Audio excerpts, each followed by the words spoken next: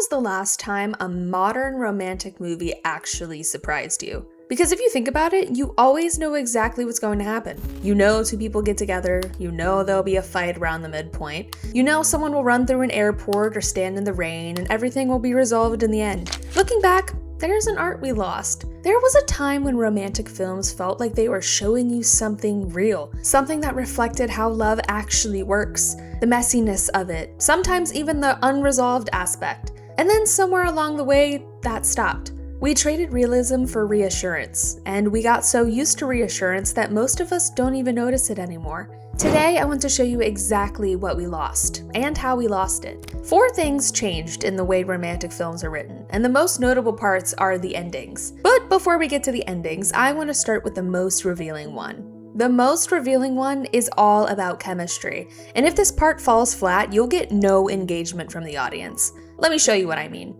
Purple Hearts aired in 2022 on Netflix. Cassie is a struggling singer-songwriter who can't afford insulin for her diabetes. Luke is a Marine with a troubled past who owes money to a drug dealer. They meet, they hate each other, but they agree to a fake marriage.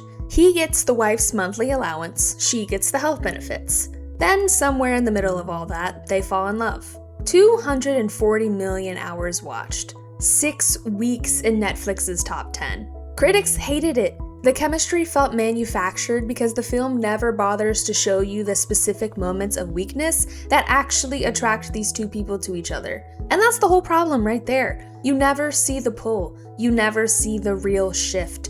There's some shared moments of drama, but in the end, the film just tells you they're in love now. Cuts to a revelation where Cassie comes back for Luke and expects you to feel something. And this isn't a Purple Hearts problem specifically. Anyone But You gives you 2 leads who supposedly hate each other because they had one bad morning. One.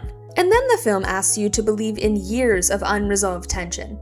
To All the Boys I've Loved Before uses accidentally sent love letters to shortcut the entire process of 2 people actually discovering each other. The letters do the work. The characters just show up. Now, let me show you what it looks like when a film gets this right. Before Sunrise aired in 1995, Jesse and Celine have been wandering around Vienna for hours, just talking, and at some point they end up in a record store. One of them suggests a listening booth in the back, and then nothing happens. Like, no dialogue, just a tight shot of 2 people standing side by side in a small space, a record playing, and each of them stealing glances at the other, then immediately looking away before they get caught. That's the whole scene. Roger Ebert called the attraction in this film handled with patience. And that patience is exactly the point. You're watching 2 people become interesting to each other in real time. Just the slow, slightly awkward experience of realizing you want someone to keep looking at you. And you felt that yourself at some point in your life. It's a real thing. That's why it works. And the film keeps doing this. Later, Jesse and Celine play a game where they pretend to call an imaginary friend and describe each other to this imaginary third party. It sounds like a bit, but it's actually the only way they can say what they feel without the vulnerability of saying it directly. They talk around it because direct is still too much. That's how attraction and love actually builds in the real world. The whole structure of Before Sunrise makes that its argument. Nothing else is happening in this film. There's no obstacle or misunderstanding to clear up later, and that obstacle, that's where most modern romance films completely fall apart. They create an external conflict. You know the popular tropes. A disapproving parent, a guy from her past, a promotion in another city. There's a trope that is even much worse than any of those, which I will get to shortly. In the end, it's all about removing the external obstacle, and the couple is fine. They were always fine. The world just kept getting in the way. Which, again, is not how love works. Real relationships have each other. 2 people with different needs, different fears, different ideas of what they want, and the work of figuring out whether any of that can actually fit together. Not just the work of seeing if they can navigate external obstacles to finally be together like they were always meant to be. Go back to Purple Hearts for a second. Cassie and Luke barely know each other when they agree to a fake marriage. But look at what actually keeps them apart throughout the film. A drug dealer named Jono who keeps blackmailing Luke, a deployment to Iraq, a war injury, a fraud investigation, Luke's criminal past coming out. Every single obstacle comes from outside the relationship. The film is constantly manufacturing external reasons to keep them apart and then removing them one by one. Prior to their agreement, Cassie and Luke were always at odds with each other, if you could even call it that. There wasn't much screen time before the fake marriage. But that's not even the worst. Now it's time to get back to the plot device that is ruining modern romance. Something that has been romanticized for all the wrong reasons. In The Notebook, Allie is engaged to a man named Lon, who, and this is important, is not a bad person. He's kind, he's stable, he genuinely loves her. The film goes out of its way to show you this. And then Noah shows up again in a newspaper. Allie goes back to him, and they choose each other after a sequence of events. Their kiss is shot in the rain, music swelling. The whole thing was treated as the most romantic moment in the film. Still isn't over. For some reason, cheating has just become the plot of romantic movies and we're supposed to clap for it. All of these films are quietly teaching you that intensity equals love. That if you're not willing to blow up what you have, you must not really feel it. Oh, and if that intensity feels surface level real, yeah, just throw your life away, cheat on your partner, and go with the person you just met 5 minutes ago. And that gets even worse when you draw parallels to real life. Think about someone you know who stayed in a relationship that looks comfortable and unflashy. Now think about how many films would frame that person as someone who settled. That's what we've been trained to think by movies. Marriage Story has Charlie and Nicole getting divorced. That's not a spoiler, the film tells you in the first scene. What's remarkable is there's no villain, just two people who loved each other and whose needs quietly stopped fitting together over years, and neither of them caught it until it was too late. The argument scene, and if you've seen the film you know exactly which one, is shot in an empty, unpainted apartment.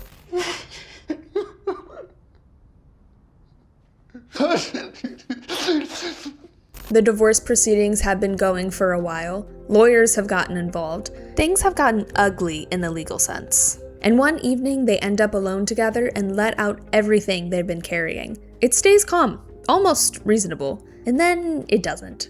Every accusation lands because it's true. Nicole tells Charlie he used to make her feel invisible. Charlie tells Nicole she used him to get out of LA and then blamed him for it. Then it goes deeper. Nicole says Charlie is just like his father. Charlie says Nicole has become her mother. Everything she ever complained about her, she's doing now. Then Charlie says it, the thing he can't take back. Every day I wake up and I hope you're dead. Dead like if I could guarantee Henry would be okay. I'd hope you'd get an illness and then get hit by a car and die. And the moment it leaves his mouth, you can see him realize what he's done. Not because it crossed a line, because he meant it. Just for a second. And that terrifies him. He ends up on the floor, crying, holding Nicole. Two people who still love each other, having just destroyed something. No external obstacle created that scene. And what makes it devastating is that both of them are right. Every accusation lands because it's true. They know each other too well to miss. The conflict is them. Two people who weren't wrong for each other, who just ran out of road. And I think that's the most honest thing any romance film has ever shown. That love and damage can exist in the same moment. That you can mean both. But what modern romance films do with vulnerability is also where it goes wrong. Which brings us to the third thing that changed. There's a scene in almost every modern romance film you can predict with your eyes closed. One of them has a secret, something painful from their past, something they've never told anyone. And at some point, usually after the Act 2 fight, they sit down and they say it. One speech. The other person listens, something unlocks, and now they're closer than they've ever been. For Purple Hearts, it was the moment Luke told Cassie about his drug debt. I'm an addict. I'm clean now.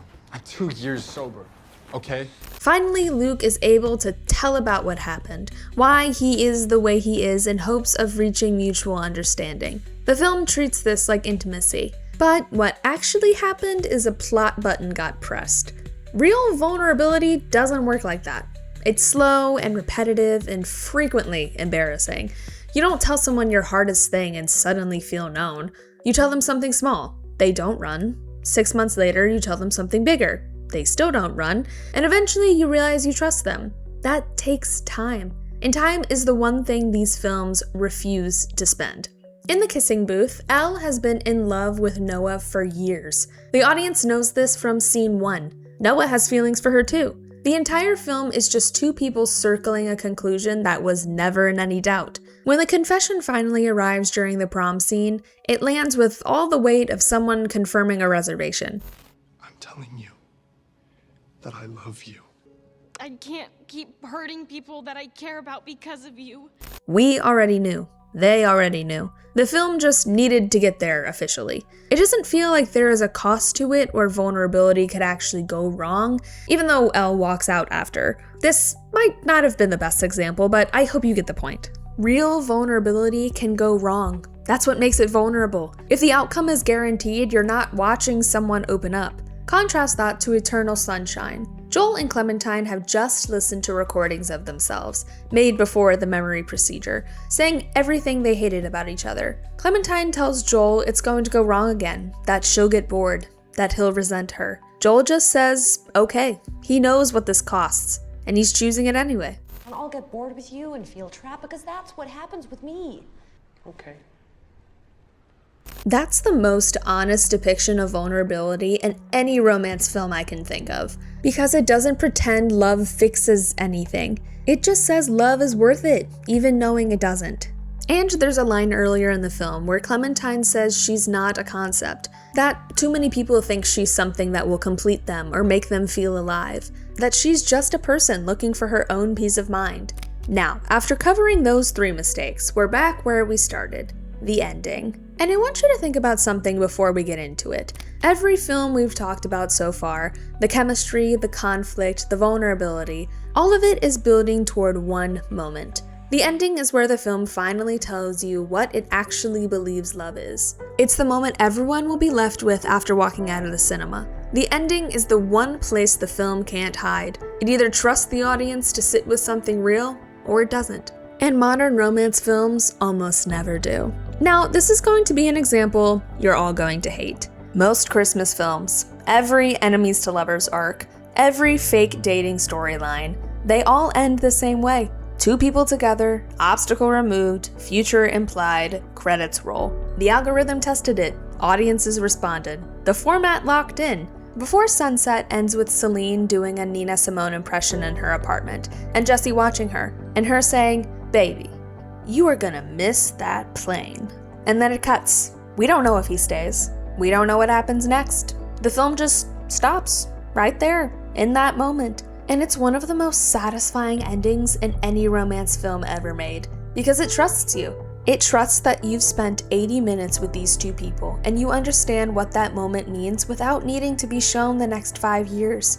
500 Days of Summer ends with Tom meeting a new girl named Autumn. The cycle restarts. The film told you in the opening scene it wasn't a love story, and it meant it. Summer wasn't the one. She was just someone he loved for a while, and that was enough to be worth making a film about. Eternal Sunshine ends with two people running in the snow, knowing they already failed once, choosing to start again. All three of these endings do something the modern template refuses to do. They let love be incomplete. They let it be a question. They trust that a question can be more moving than an answer. Because a guaranteed ending? It's boring. Every scene is just time you have to get through before the thing that was always going to happen finally happens. But when the ending is genuinely uncertain, then every scene matters. Every moment between them is real because it might be the last one. So here's where we are. 4 things changed. Attraction stopped being earned and started being assumed. Conflict moved outside the couple because internal conflict is harder to write and harder to watch. Vulnerability became a single scene instead of a slow process. And endings stopped being questions and started being guarantees. The problem is what it leaves behind. Because if the only love stories you've ever seen end with two people dying in the same bed on the same night, if every film you watched growing up told you that real love is intense, disruptive, and permanent, then you go into your actual relationships with a model that real life can never match. You start distrusting contentment. You start reading stability as settling. You start waiting for the feeling to hit like it does in the rain scene with the music and the lighting while you are dating someone else. And when it doesn't, and it won't because that's not what love is, you assume you haven't found it yet. That's the real cost of losing realism in romantic films. And that realism all starts at the moment the love interests meet for the first time, where everything can go wrong. Want to know how to do it right? Click here to find out.